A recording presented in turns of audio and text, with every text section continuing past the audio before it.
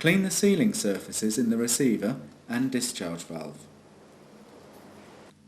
Lubricate the O-ring on the separator elements.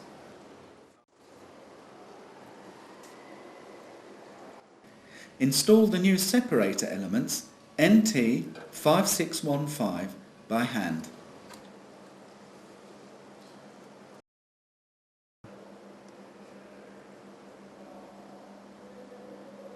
Check the condition of the bolt washers and replace if necessary.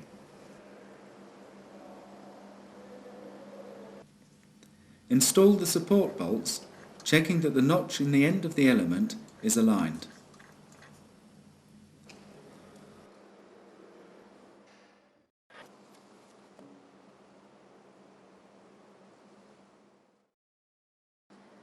Disconnect the oil return line.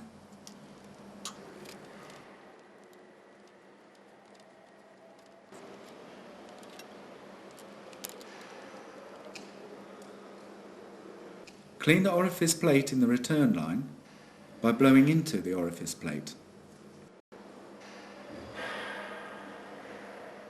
and cleaning by use of a paper clip.